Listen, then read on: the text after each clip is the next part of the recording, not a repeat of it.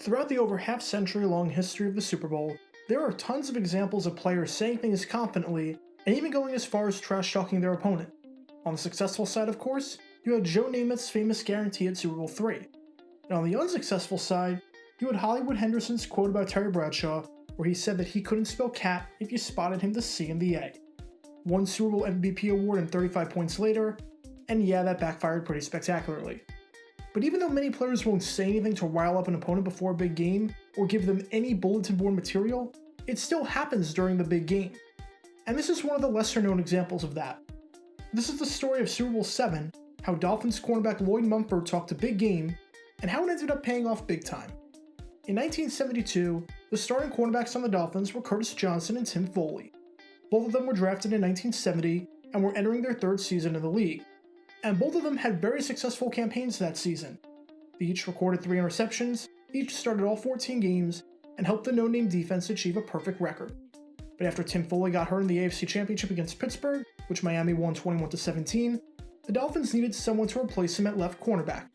In stepped Lloyd Mumphord. Mumphord had starting experience in the past, and even played quite well. As a rookie in 1969, the former Texas Southern cornerback had 5 interceptions, which was the 5th most in the AFL.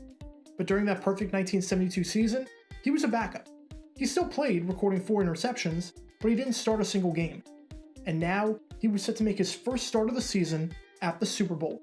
To make matters worse, Washington's quarterback was Billy Kilmer, who at the age of 33 had the best season of his career.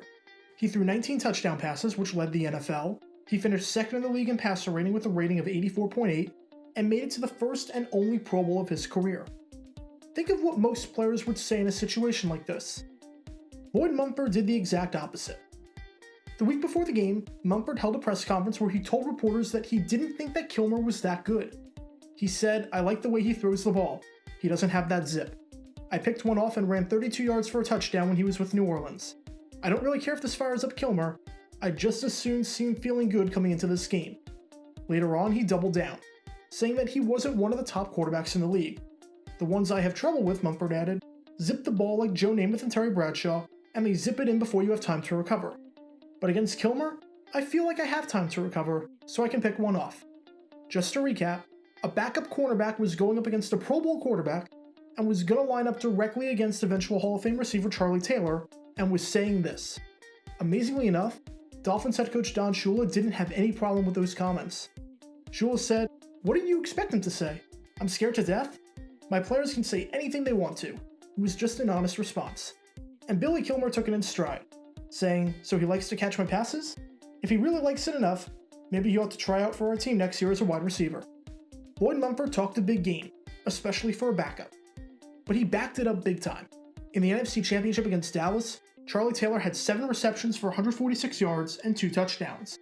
In the Super Bowl, Taylor had 2 receptions for 20 yards. Mumphord held him in check. As for Kilmer, he went 14 for 28 with 104 yards, no touchdowns, 3 interceptions, and a passer rating of 19.6. For perspective, that passer rating is 20 points lower than if you just spiked the ball into the ground on every single play. And the Dolphins defense didn't allow any points. The only points that Washington scored came off of one of the biggest bloopers in the history of the sport. And the Dolphins won the game 14-7, capping off the first and only undefeated season in the post-merger era. There's plenty of examples of trash talk against great players gone wrong.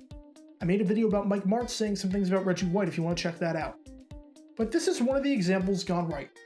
Mumphord was thrust into the starting role and delivered in a big way. Special thanks to all our Patreon supporters for helping out the channel. Your support is greatly appreciated. See how you can become a Patreon in the description below.